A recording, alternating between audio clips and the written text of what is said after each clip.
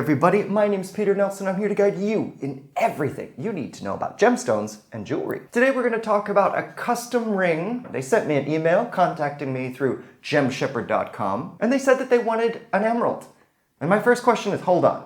You sure you want an emerald, or do you want a green stone? And fortunately, they thought about it for a second, and they went, actually, I think I just want a green stone. Which is fantastic news, because emeralds are terrifying. Now, don't get me wrong, emeralds can be absolutely gorgeous, but because they have such a long history, in a smaller carat size, mediocre qualities are still quite expensive. I don't think it's great value. Now, once you get to 2, 3, 4, 5, and above carat sizes, as long as you're going for the right quality, it can be an investment level stone. Now, that's not to say that every gemstone is an investment level stone. You have to find the rare qualities. But this client wasn't looking for that.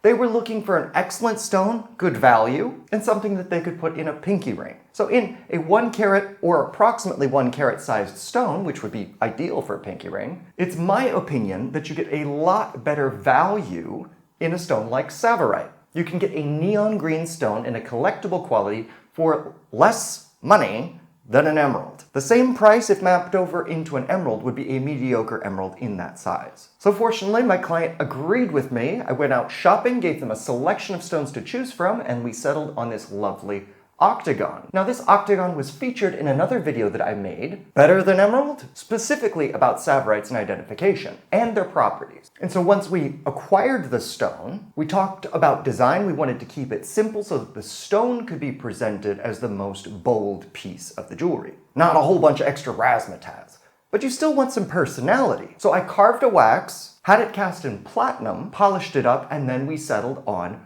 bright cut scroll engraving. And while I love subtlety, I also like secrets. So on the 2 faces of the stone, I also put scrolls. And this is something that basically only my client is going to see. When they're just sitting there and they look down at their ring, they're going to be able to see these scrolls. That and their significant other, assuming they don't gesture like I do.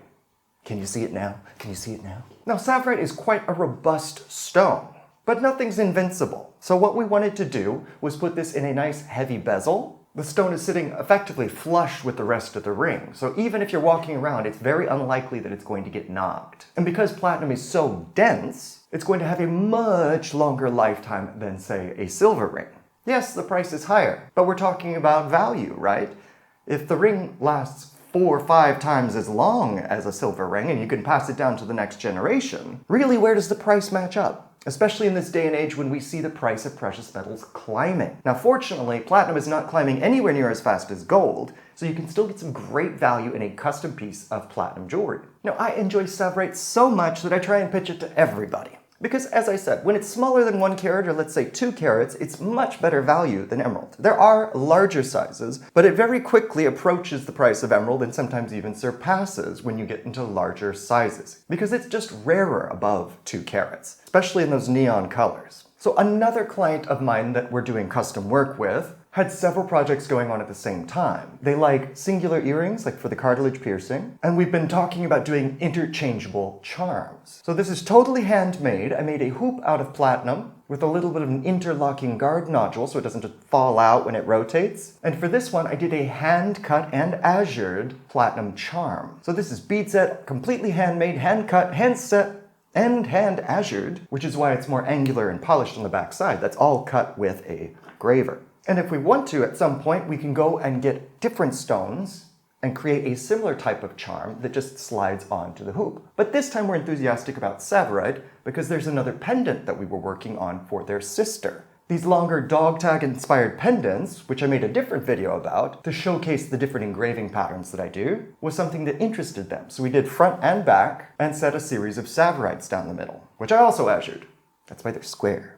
And because they're quite a tight-knit family, they wanted to include some lettering. And I speak Chinese. They had an interest in having Chinese characters, so we selected a set of characters that basically means clan, the group that sticks together. So realistically, this pendant could be worn in either direction. And I'm led to believe that one of the younger relatives has laid claim on this pendant should it ever need to move on. So there you go, heirloom jewelry. Also in Tsavorite, coordinating between family members. And that brings me to my working definition of treasure. What's the difference between a product and treasure?